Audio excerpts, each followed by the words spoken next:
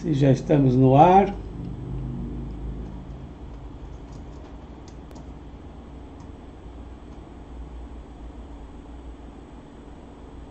Olá, bom dia a todos. Todos me ouvem? Eu não estou me vendo ainda. Já estamos no ar. Aqui não encontro, não me vejo aqui. Agora sim, agora estou me vendo aqui.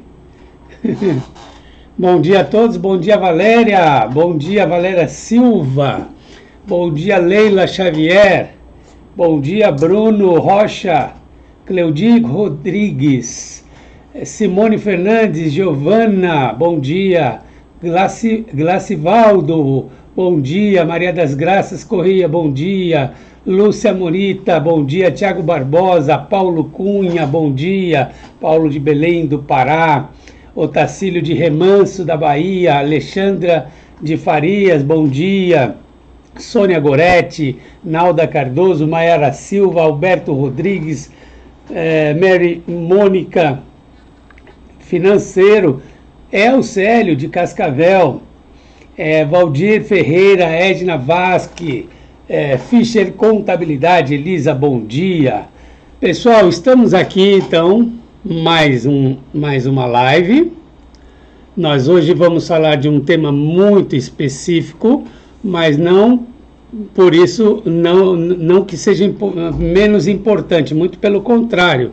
É um tema bastante importante para as empresas em geral, porque ele é significativo, inclusive em termos de valores, né? Então, a gente tem que tomar um cuidado muito especial sobre a questão das contribuições previdenciárias sobre aquele adicional de férias, um terço constitucional de férias. Bom, primeira questão que nós colocamos aqui para você afinal de contas, o que é esse um terço de férias? Eu vou até abrir o nosso PowerPoint aqui, só um minutinho, para que a gente possa conversar com mais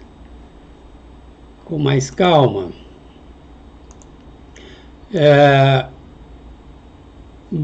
Deixa aqui as suas dúvidas, diga se você recolhe um terço de férias, INSS sobre um terço de férias ou não, qual é a sua posição. Nós vamos aqui colocar o que está em jogo, mas é importante que você faça aí o seu julgamento, né? Como você vai se portar em relação a esse tema, tá? A gente vê aí um bombardeio das consultorias em relação a esta questão, né? Até então, né, nós tínhamos muitas consultorias defendendo a posição de que essa contribuição previdenciária não seria devida e que as empresas poderiam, inclusive, fazer a tomada de créditos, a compensação dos últimos 5 anos, mesmo sem amparo judicial. Essa nunca foi a minha posição e eu vou mostrar aqui para vocês que essa nunca foi a posição da Niche Treinamentos, porque eu vou trazer aqui o depoimento de um dos cursos que nós ministrávamos, que não está mais nem disponível na grade, e que era um curso que falava de folha de pagamento no ambiente social, a questão das rubricas, a questão do S1200, S1210, ministrado por nada mais do que o professor Daniel Belmiro. Então, para que eu não fique só falando do meu posicionamento, eu trago o posicionamento do professor Daniel Belmiro no curso que ele ministrou para a gente aqui de folha de pagamentos. Então, eu vou mostrar aqui para você exatamente essa questão. Vamos lá, mostrar aqui para você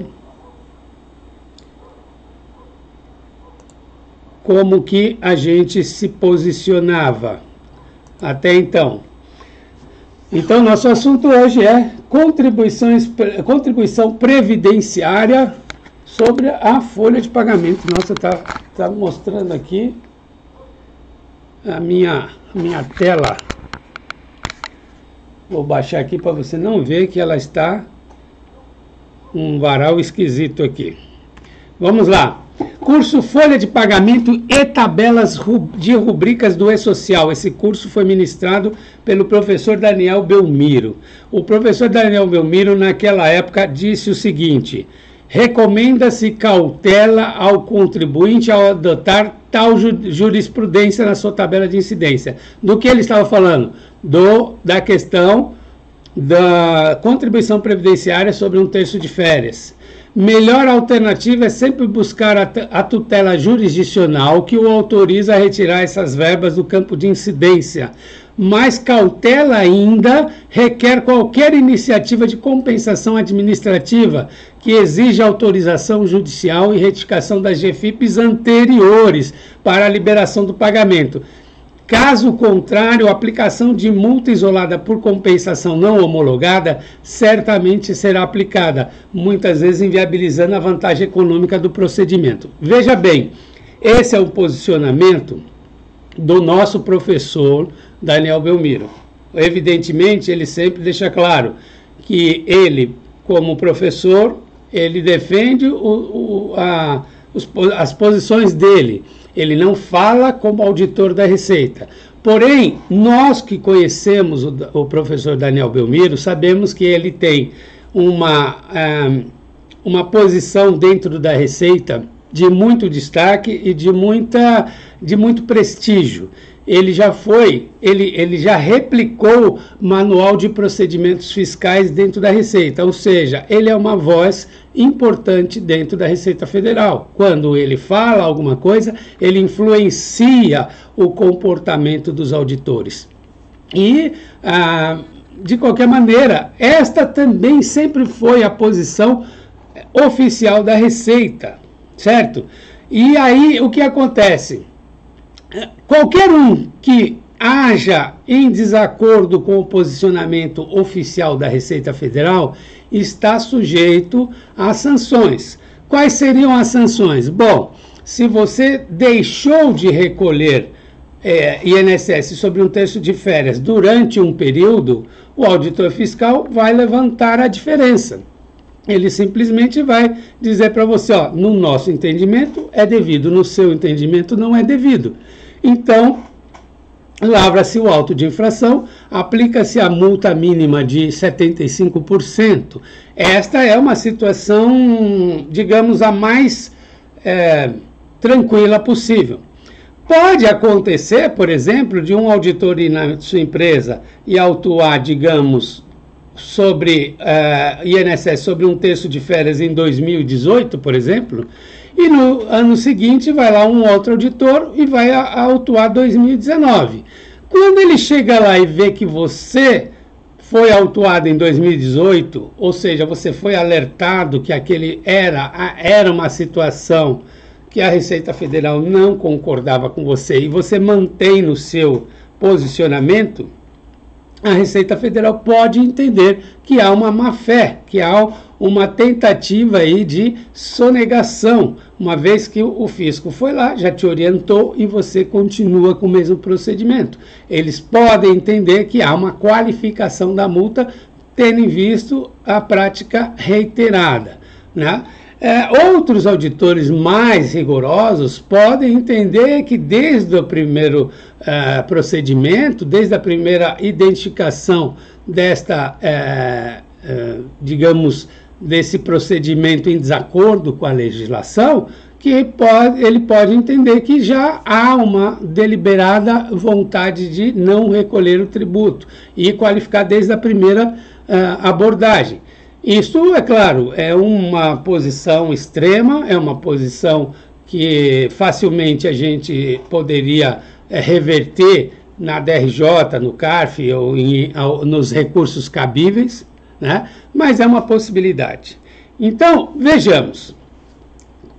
O que aconteceu ao longo do tempo em relação a essa questão das contribuições previdenciárias sobre 1/3 de férias?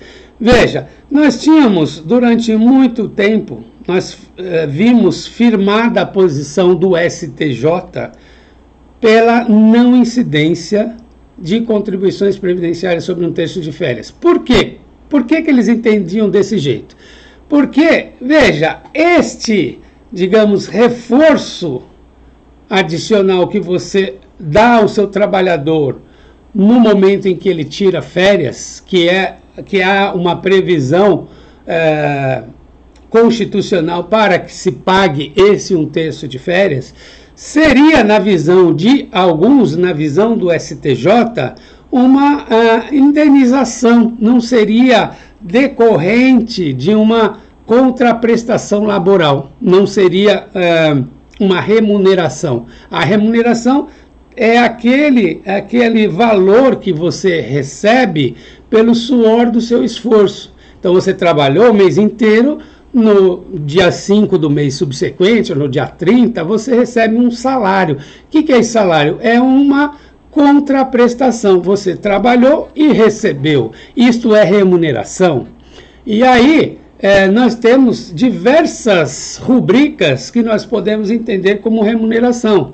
Então, a questão das horas extras. O que é hora extra? É um valor adicional que você recebeu porque trabalhou mais do que era o previsto de forma ordinária, né? Você trabalhou mais que as 8 horas normais que você foi contratado para trabalhar e, portanto, você tem um adicional, que seriam as horas extras. Eu pergunto, é remuneração? Sim, no meu entendimento, sim. Por quê? Porque você trabalhou mais e recebeu mais. Então, essas outras parcelas, por exemplo, comissão sobre vendas, é salário? É remuneração? É remuneração. É um adicional por ter feito, cumprido uma meta, trazido mais recursos para a empresa. Então, aquilo é uma contraprestação. Comissão, horas extras, salário e etc. Já esse um terço de férias, você vai receber independentemente de ter feito algo para isso. Basta que você tire férias, basta que você cumpra aí o período aquisitivo, você passa a ter um direito a ficar 30 dias na sua casa sem trabalhar e recebendo. Então, esse reforço adicional, esse reforço de um terço a mais sobre as férias que você recebe, ou sobre esse direito de ficar em casa e receber salário, esse um terço seria, então, uma indenização e não uma remuneração.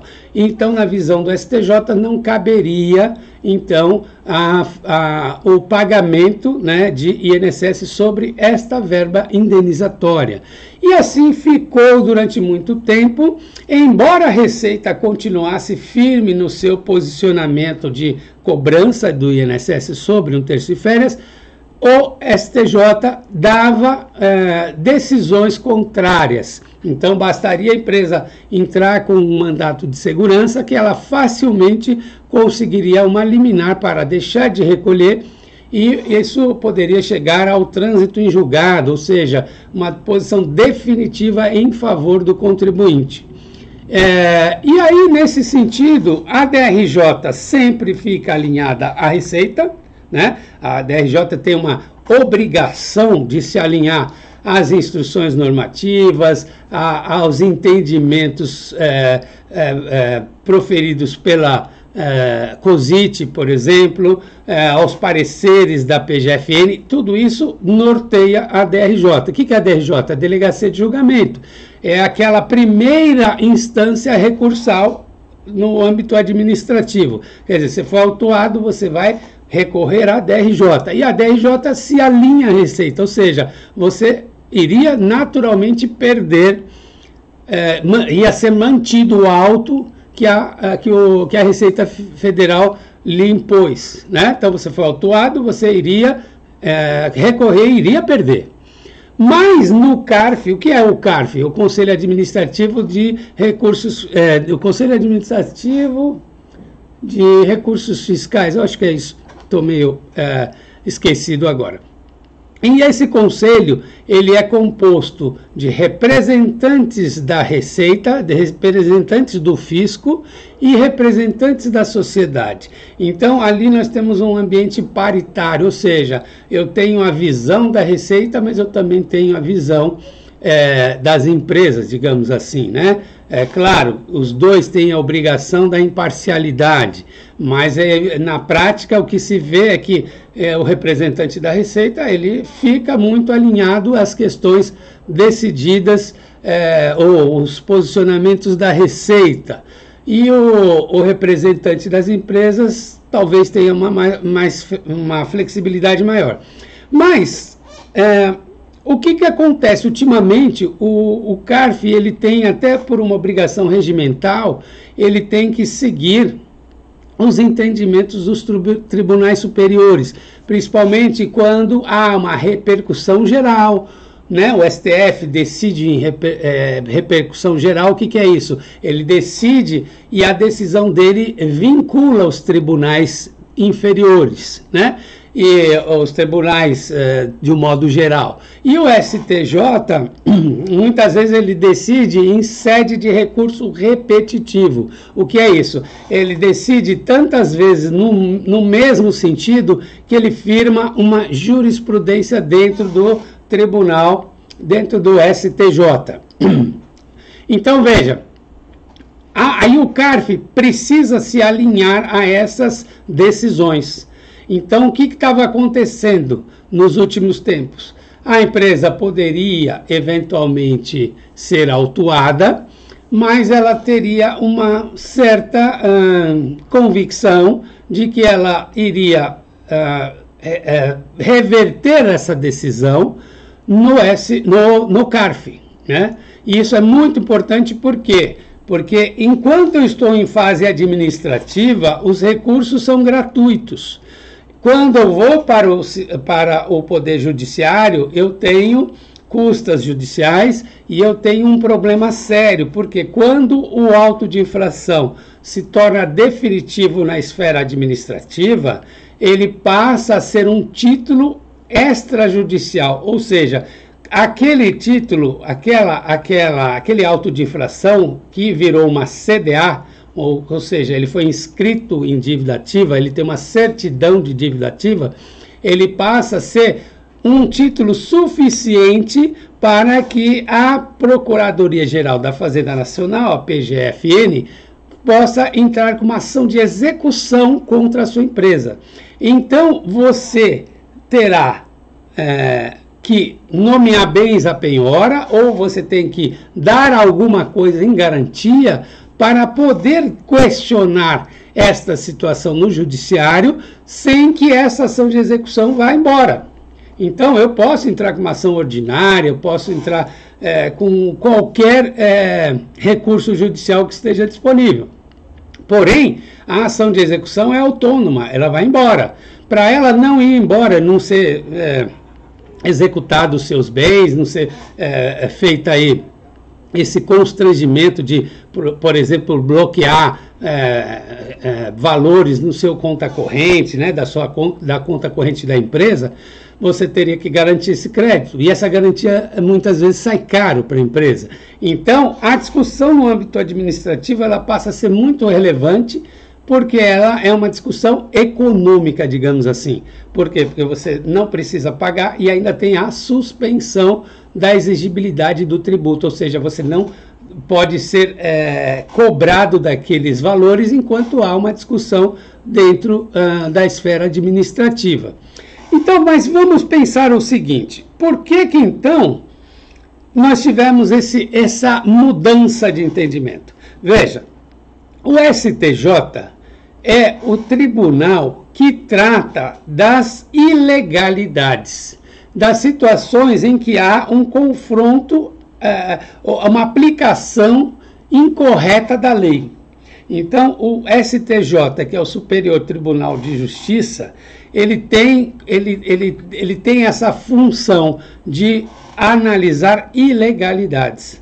Já o STF, que é o Supremo Tribunal Federal, ele tem a função de preservar, observar a constitucionalidade das questões jurídicas. Quer dizer, ele tem que zelar pela Constituição Federal.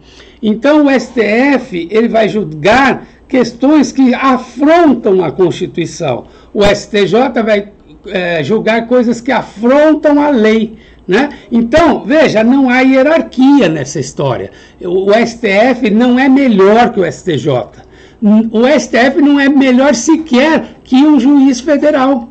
Por quê? Porque, na verdade, não há hierarquia. O que há são competências. Enquanto o juiz federal é aquele sujeito que recebe aquelas demandas judiciais em primeira instância e ele tem autonomia para poder julgar essas questões, o STF ele só vai agir se provocado, ou seja, depois que passar pela primeira instância, depois que passar pela segunda instância, ou tudo bem que não passe por essas instâncias, mas desde que haja uma afronta clara a um princípio constitucional, a uma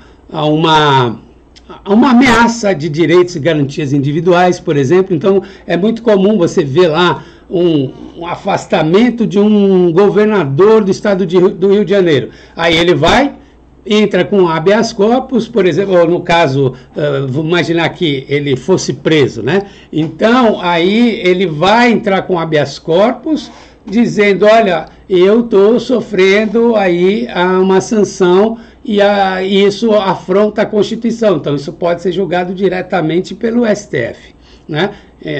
Não vamos entrar na questão de foro privilegiado, essas questões não, que aí a gente foge do assunto. Mas, enfim, foi só um exemplo. Então, o que acontece aqui? Nós temos, então, o STJ julgando o quê? A Lei 8.212, o artigo 28 vai dizer o seguinte: entende-se por salário de contribuição. Salário de contribuição é aquele que só tem remunerações, né? É aquele que vai me formar a base de cálculo para eu calcular o quanto eu devo de contribuições previdenciárias. Então, esse artigo 28 vai dizer assim: salário de contribuição é o quê? É a remuneração auferida em uma ou mais empresas, assim entendida a totalidade de rendimentos pagos, devidos ou creditados. Veja bem, o que é pago? Pago é aquilo que você recebe, certo? Aquilo que você recebeu, então é salário de contribuição. Aquilo que é devido também é salário de contribuição. Como assim? Se a empresa te contrata, você trabalha, ela fecha a folha de pagamento, mas não faz o pagamento para você, deixa você sem salário, ainda assim ela é obrigada a pagar INSS sobre esse salário que ela prometeu que iria pagar para você na folha de pagamento. Então, esse é o devido ou mesmo creditado. O que é o creditado? É justamente aquela folha de pagamento que ele lançou na contabilidade. Ele creditou ele fez o lançamento contábil, ele reconheceu aquela despesa. Então, já passa a ser devido aí INSS sobre a esses valores. E ele diz a qualquer título. Quando ele diz a qualquer título, ele está dando a possibilidade de a gente interpretar. Bom, comissão é remuneração? Embora eu chame de comissão, ela é uma remuneração? Sim, porque é qualquer título. Aí, nesse caso, 1/3 de férias é remuneração? Poderia ser, porque ela chama 1/3 de férias, mas se entendermos que há uma contraprestação laboral, sim, é salário de contribuição. Então, está feita aí, nós temos aí uma brecha para você entender que sim, cabe INSS ou que não cabe INSS. Então, há uma possibilidade de interpretação de forma diversa numa lei. Então, esse é um caso que o STJ pode ser questionado e tomar uma posição a respeito.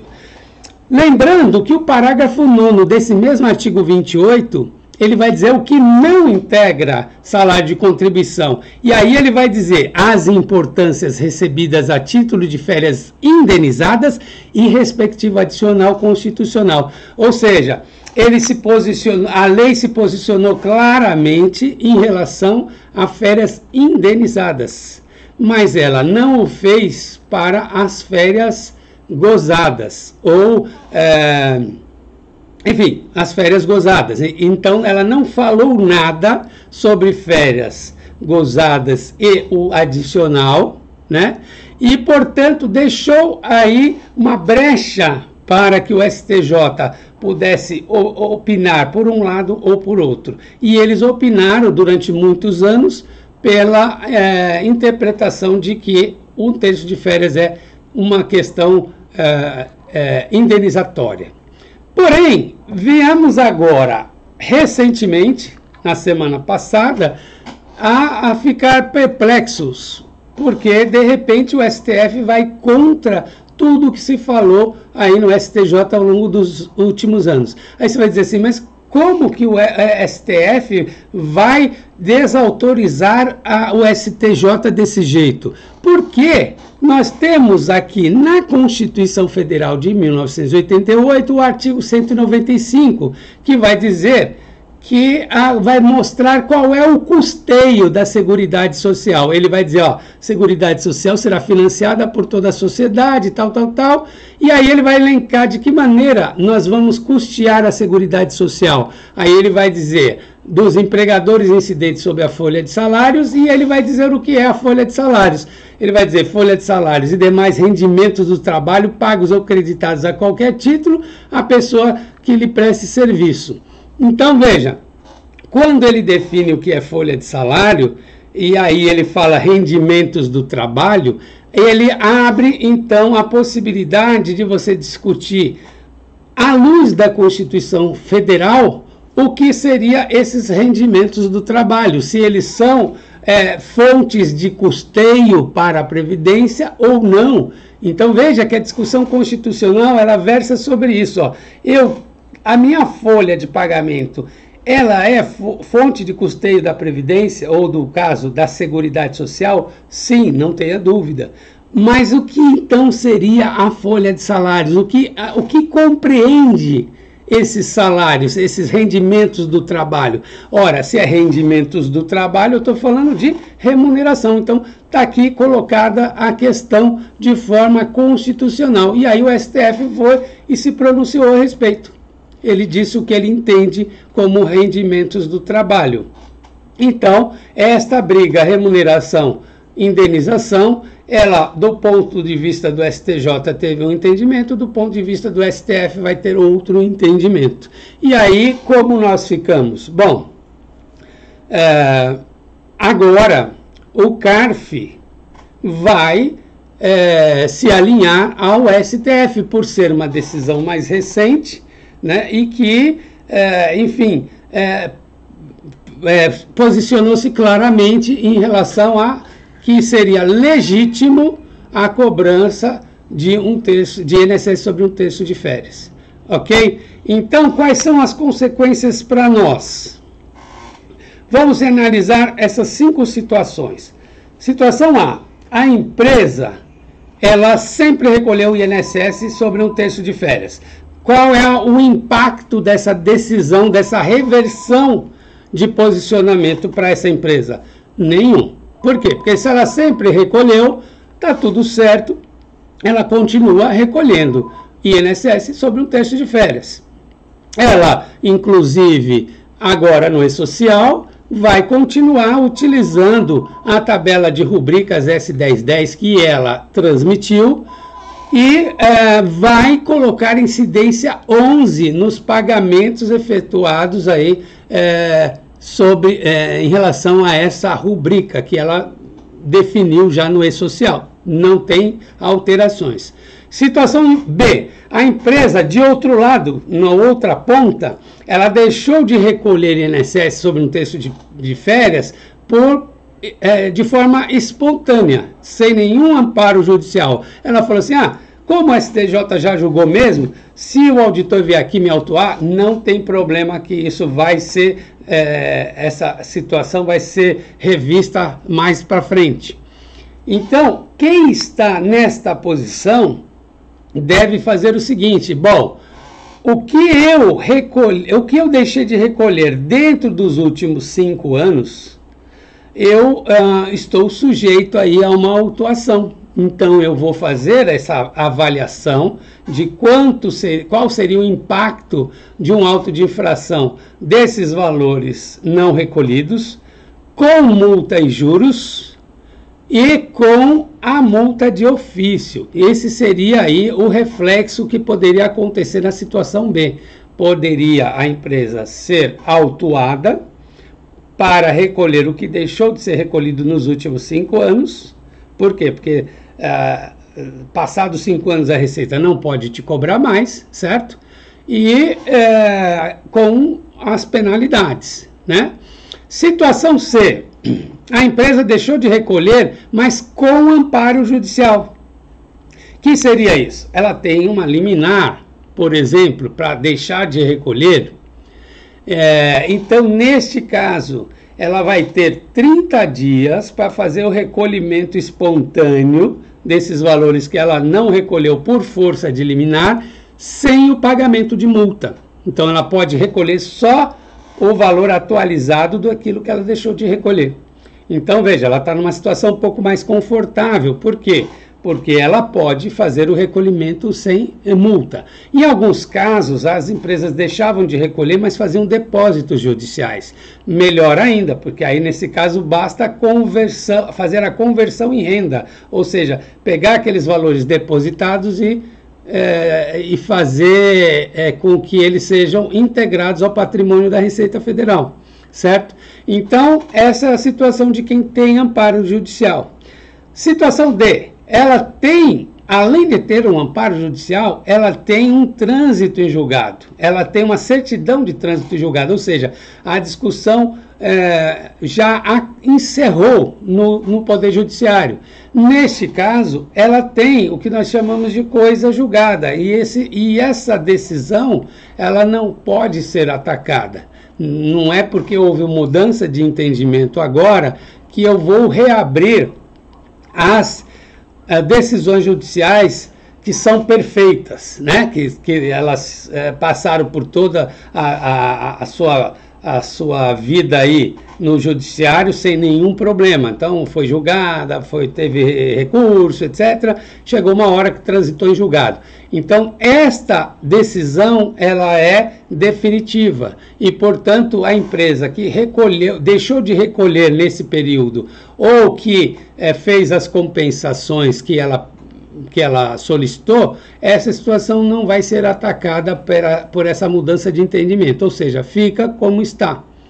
Mas, evidentemente, daqui para frente, a decisão ela não vai valer. Ela valeu enquanto ela, gerou seus efeitos. Mas agora nós temos um novo posicionamento, a empresa não pode se valer de uma decisão do passado para exercer esse direito o resto da vida.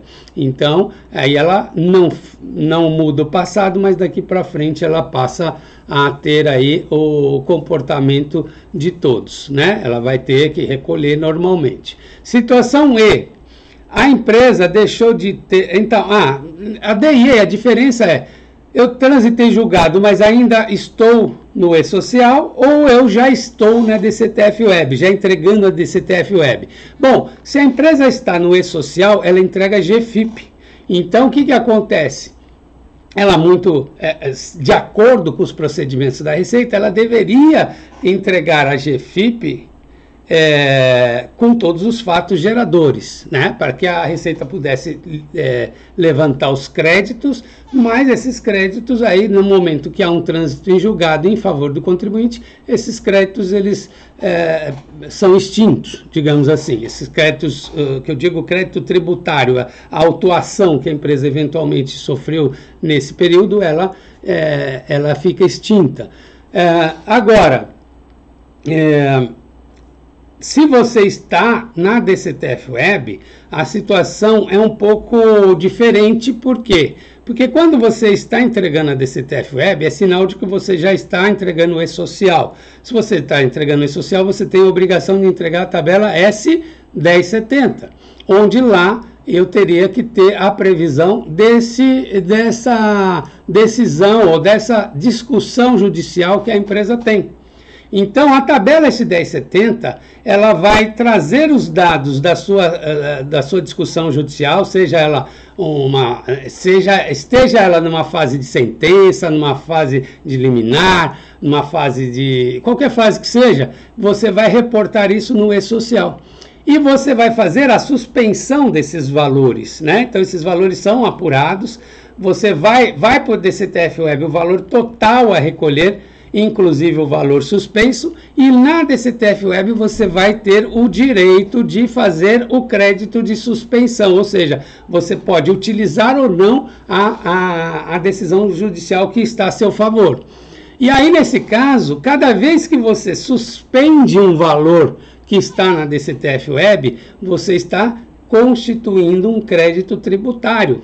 Então, aquele valor, ele fica suspenso, ou seja, no momento que você alterar a fase daquela tua ação judicial, dizendo, perdi, esses valores suspensos vêm para o seu conta corrente, e você tem que pagar ou parcelar. Quando você coloca lá na fase que você ganhou aquela discussão judicial de forma definitiva, esses valores suspensos simplesmente desaparecem do sistema, quer dizer, eles deixam de aparecer como valores a cobrar no seu conta corrente, embora essa informação fique guardada no sistema para uma eventual fiscalização, uma eventual verificação se aquela situação ocorreu de fato. Então é isso que nós temos como consequência em relação a essa discussão judicial, ok? Então vamos voltar aqui, vamos voltar à nossa tela. Aqui estamos de volta. Então, gente, vamos ver aqui se vocês deixaram alguma questão. Vamos lá, vamos ver aqui. Aí eu perguntei para vocês se vocês recolhem, olha, muita gente dizendo que sim. Então, olha, a Andréia dizendo que recolhe, INSS. Noemi pergunta, quem tem liminar, o que deve ser feito? Então, Noemi, vamos pensar no que aconteceu até agora. Se você entrar no site, do STF, você vai ver que já consta lá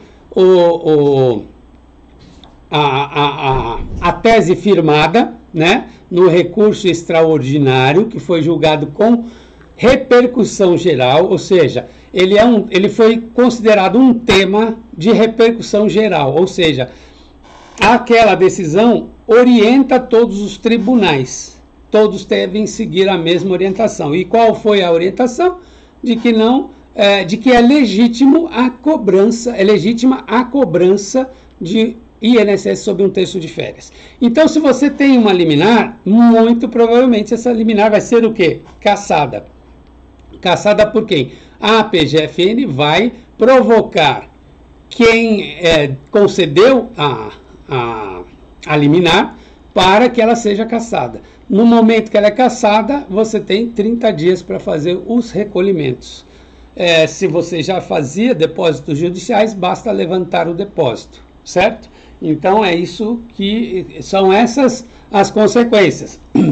Então, você que tem uma liminar, o que você deve fazer? Você deve se antecipar e se preparar para essa situação. Você pode, eventualmente, já fazer os recolhimentos de forma espontânea, né? Então, você não precisa ficar aguardando, você já sabe que essa situação vai ocorrer. Então, você já se prepara ou já se antecipa e resolve o problema. Vamos lá. Ficha de contabilidade diz que recolhe também, tal.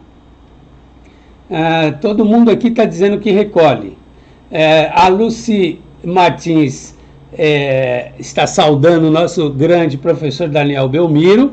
Vou passar essa sua saudação, ele está nos nossos grupos de WhatsApp. Vou dizer que ele foi mencionado e ovacionado aqui na nossa live, ok? Patrícia Ribeiro, dizendo que recolhe INSS sobre terço e férias, não recolhe sobre o abono. Vamos lá. Rosana diz: professor, estou perdida, pois sempre recolhemos INSS. Acho que perdi essa informação que não precisava recolher.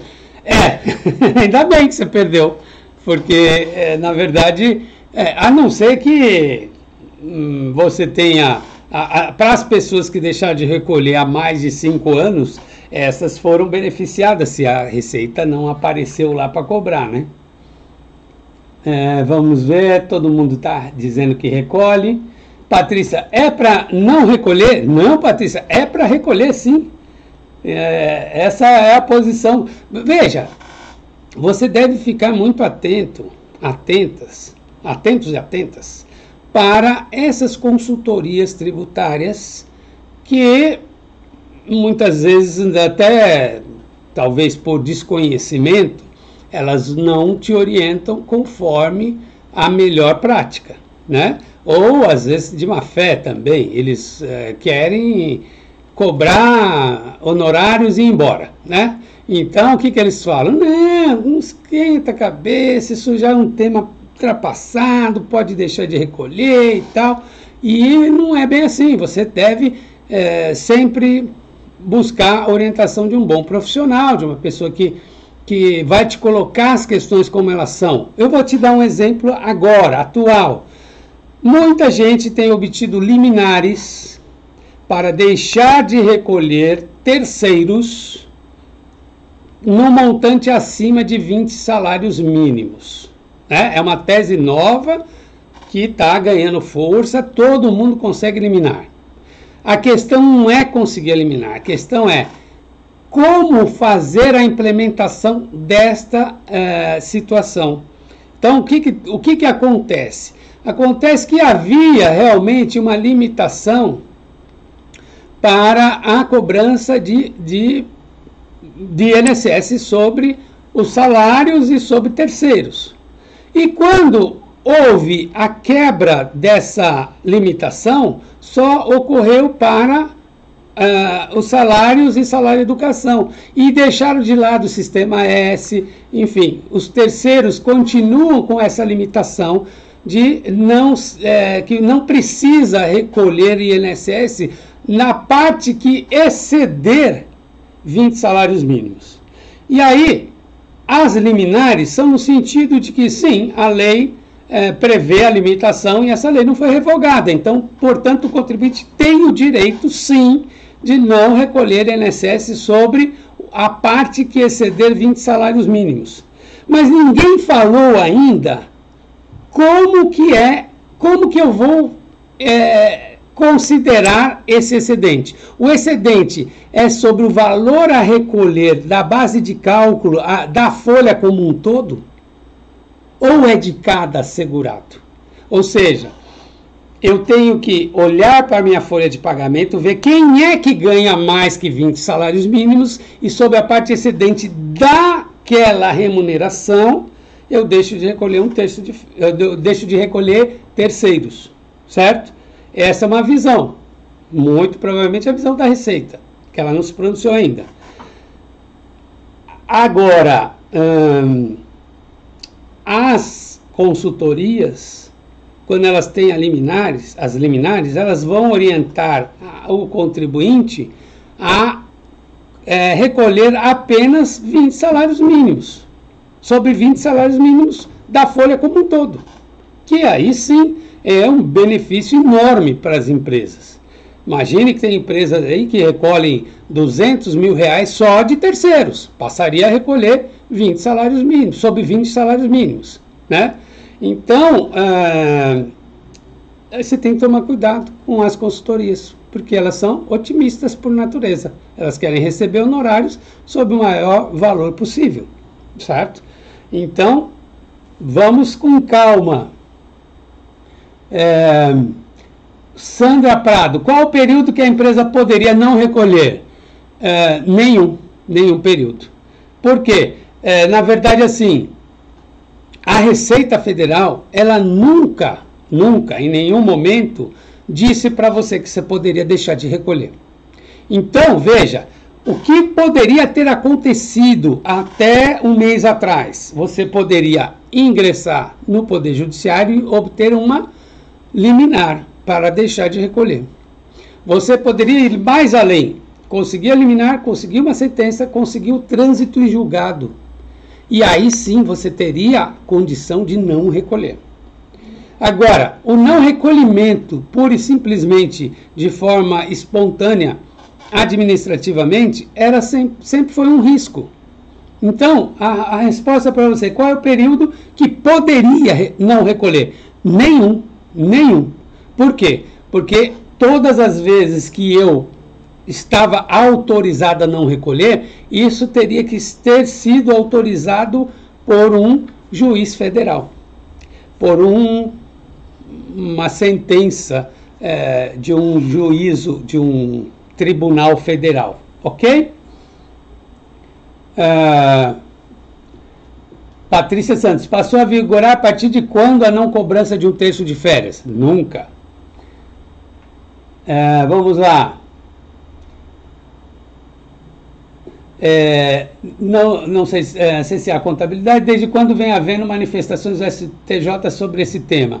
Ora, nós tivemos muitas manifestações, muitos acórdãos, e inclusive virou aí um tema, uma jurisprudência dentro do Tribunal, do Superior Tribunal de Justiça.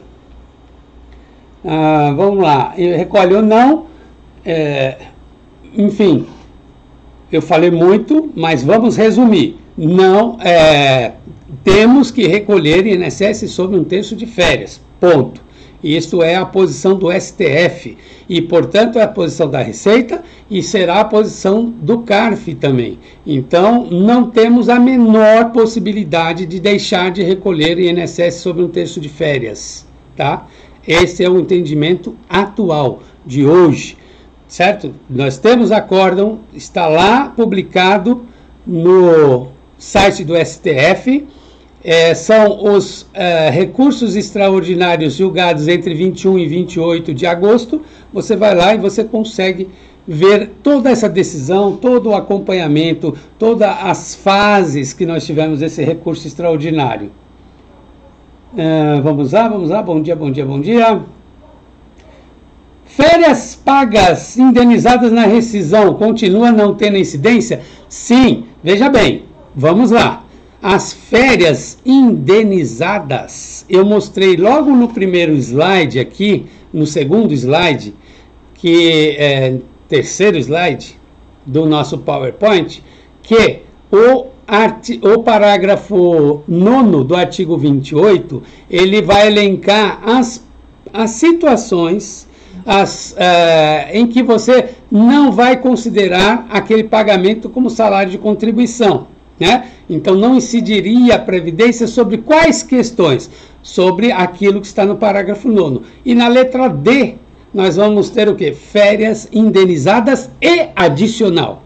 Então, há uma previsão legal, tá, na Lei 8.212, que você não precisa recolher INSS sobre férias indenizadas. Diferentemente, não temos essa mesma afirmação, nem que sim, nem que não, para as férias pagas, né? Então, a gente presume que as férias pagas, presume não, já temos julgados que as férias pagas e agora 1/3 de férias tem incidência, sim, de INSS. Vamos lá, Sueli falando que recolhe, Douglas falando que recolhe, Ana Lúcia diz que recolhe. Pessoal, vamos dar um like aqui na nossa live para que ela sobreviva. Vamos lá, minha empresa tem recurso administrativo, como faz? Recurso administrativo, eu estou entendendo, Jana, Jana Mendes está dizendo aqui, minha empresa tem recurso administrativo, como faz? Eu estou entendendo que esse recurso administrativo que você se refere, talvez seja o quê? Um auto de infração e você recorreu do auto. A minha notícia, as minhas notícias não são boas para você. Se você está com pendência de uma discussão administrativa nesse momento, você vai perder, infelizmente, certo? Conadep está elogiando o nosso trabalho, muito obrigado. Leila Xavier recolhe, Leonice Benício também está gostando. Então, vamos dar um like, já que você está gostando. Vamos lá, vamos lá, ainda bem, todos os clientes recolhem. Aula boa, que bom. Douglas, por aqui, sempre que não tem nada, muito claro. O Douglas está dizendo assim, toda vez que há uma dúvida, ele acaba recolhendo, tá? Sim, eu acho que é uma postura cautelosa, tá? Mas não vamos também demonizar a discussão sobre os temas em geral. Eu me lembro bem da questão da CPRB. Lembra que a CPRB, as empresas desoneradas da Folha, em dezembro de 2015, ficou a discussão. Afinal de contas, é devido ou não devido o CPRB no mês de dezembro? Né? Não, aliás, sobre sobre 13º. Então, a CPRB era uma forma alternativa de você recolher a cota patronal, você recolhia pelo faturamento. E ficou uma discussão se o mês 13 de 2015 eu deveria ou não recolher a cota patronal, uma vez que a empresa começou a ser desonerada em 1º de dezembro de 2015. E isso virou uma discussão eterna, tal, e a Receita bateu no pé, que era devido cota patronal de 13º de 2015, por força de que a empresa não estava desonerada o ano inteiro. Então ela teria que pagar a INSS sob cota patronal do 13º.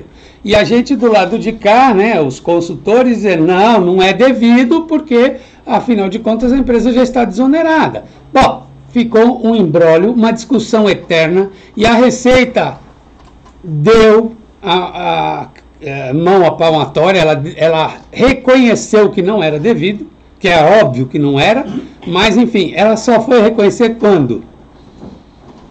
Recentemente aqui, em 2020. Ou seja, depois da decadência, depois do prazo decadencial que ela veio a ter essa posição pacificada administrativamente. Ou seja, quem não brigou na justiça, perdeu. Perdeu por quê? Porque quando ela admitiu o que poderia fazer, você já não poderia mais tomar esse crédito. Então, não é também, nós não vamos nos engessar dessa maneira, vamos estar atentos às discussões. Em alguns momentos vale a pena você discutir judicialmente. Você quer ver outro caso? ICMS não compõe a base de cálculo do PIS da COFINS desde 2017. Desde outubro de 2017 nós já temos acórdão com efeito, com repercussão geral. Já temos o acórdão e até hoje a Receita te cobra a inclusão do ICMS no cálculo do PIS e da COFINS. Aí você vai dizer, isso é um absurdo? Sim, é um absurdo. Por quê? Mas juridicamente faz sentido ela cobrar? Faz. Por quê? Porque ela não satisfeita com a decisão do STF, ela entrou com embargos de declaração, que é uma maneira de você provocar o judiciário, dizendo, explica melhor o que você quer dizer com isso. Você quer dizer que o ICMS que eu devo tirar é o ICMS a recolher ou o ICMS destacado da nota? Então ela criou uma confusão e com isso não houve o trânsito em julgado do tema. E é pior, ela ainda pediu modulação de efeitos, ou seja, ela pediu para que o STF dissesse a partir de quando que aquela decisão iria valer. E ela propõe que seja no momento da decisão dos embargos, ou seja, que a partir de 2020. Olha que situação. Quem não entrou com ação já perdeu 3 anos de valor a maior que pagou, que poderia pedir de volta. Então, ó, quem não entrou já perdeu 3 anos. Isso é fato. E depois disso, ainda corre o risco dessa decisão começar a valer a partir de agora, ou seja, ela perder 5 anos de empresas que já teve até trânsito em julgado sobre esse tema.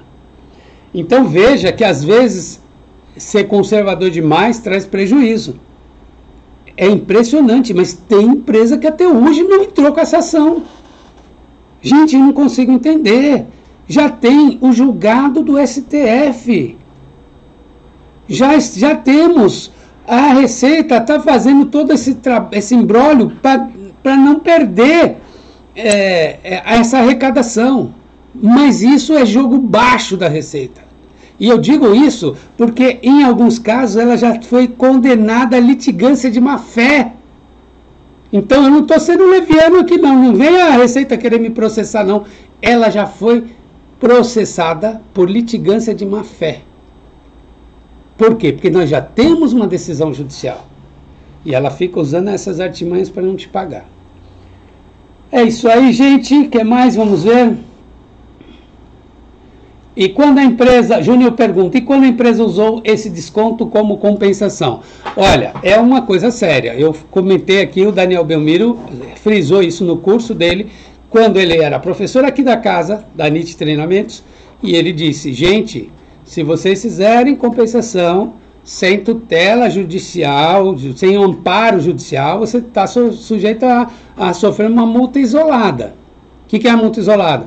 É você vai ter a glosa da compensação, ou seja, vai ter que pagar o que você compensou indevidamente, e também tem uma multa isolada, ou seja, uma multa que independe de qualquer coisa, é uma multa a mais, uma penalidade a mais, de até 150% do valor que você compensou sem amparo, tá? Então você deve se antecipar essa questão, ou deve pelo menos mapear esse problema. Muitas vezes a empresa, ela pode até decidir não recolher, decidir manter a posição dela, tal, mas ela tem que pelo menos saber o que está em jogo. Muitas vezes eu, como consultor, eu chego para a empresa e digo isso, ó, faça o que você quiser fazer, porém, tenha consciência dos riscos, provisione os valores, né? Enfim, não seja pega de surpresa, dona empresa. Ih, rimou. Vamos lá.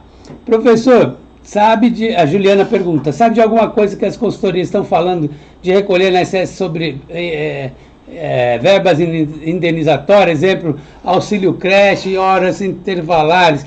Olha, a gente tem que tomar muito cuidado com essas consultorias por isso. Tem umas aí, tem umas grandes aí, sabe o que elas falam? Elas falam que o desconto do Vale Transporte não é salário. Ela manda você recalcular o salário do trabalhador, tirando a participação do Vale Transporte, do Vale Alimentação. Claro que não é esse o entendimento da Receita. A tese é boa? Pode ser, não estou discutindo a tese. Mas não entre nessa de fazer isso administrativamente. Tem solução de consulta. Na Receita já se pronunciando sobre, já se posicionando sobre essa questão. Não faça administrativamente, os caras estão insistindo nisso. Eu conheço, são pessoas aí que eu tomo café. E o sujeito me chama de bobo. E é verdade. De repente eu sou, né? Vamos lá. Juliana Lima. Veio algumas empresas de consultoria tributária gerando créditos tributários sobre um terço de férias já recolhido. É o que eu falei. Até então, havia realmente um posicionamento favorável. O CARF chegou, inclusive, a derrubar um auto de infração da Receita de um sujeito que tomou crédito e foi autuado porque tomou o crédito e chegou lá no CARF e o CARF derrubou. Por quê? Porque o CARF se alinhou ao entendimento do STJ. Então, havia sim um ambiente favorável desde que você fizesse através da justiça e tudo mais. Essa esse vento mudou. Na Maria das Graças, na folha de pagamento de redução de salário de jornada foi menor que 10. Meu caso foi, deu...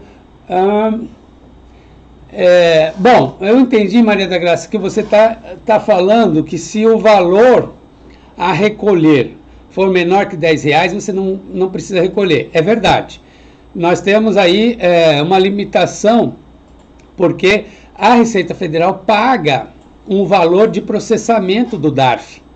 Então, receber um DARF de menos que R$10 é prejuízo para a Receita. Então, ela estipula que abaixo de R$10 você pode aguardar ter outro débito que, somado com esse menor de R$10, ultrapassa esse valor mínimo e aí você faz o pagamento de uma vez só. Na DCTF Web você tem condições de gerar DARF em lote. O que é isso? É você juntar mais de um DARF para poder pagar tudo de uma vez. Então, nesse caso, se os valores forem menores que R$10, ele não vai calcular a atualização monetária. Quando você vier a recolher, sei lá, 3 meses depois, porque nesse intervalo não teria ultrapassado R$10. Então, ele não vai te cobrar atualização, certo? Vamos lá. Juliana, nesse caso, se a empresa recolhia normalmente e essa empresa gerou crédito tributário, o que fazer? Como assim? Se ela recolheu normalmente, ela não tem débito e nem crédito, tá tudo certo. Agora, se ele está dizendo que gerou crédito tributário, eu não entendi o que seria esse crédito tributário. Vamos lá. Núbia já recolhia. Sobre rescisão também precisa recolher. Não, aí nós falamos já das férias indenizadas, tá? Férias indenizadas não tem incidência de INSS. Lúcia, acabei de falar. Então, férias indenizadas, nós temos a previsão na letra D do parágrafo 9º do artigo, esqueci o artigo, acho que é 21, não sei, da Lei 8.212, tá? Na rescisão sobre férias proporcionais incide INSS, nós falamos de novo aqui, né? O que é indenizado não tem INSS. Vamos lá. A live ficará disponível no seu canal? Sim, no meu canal também.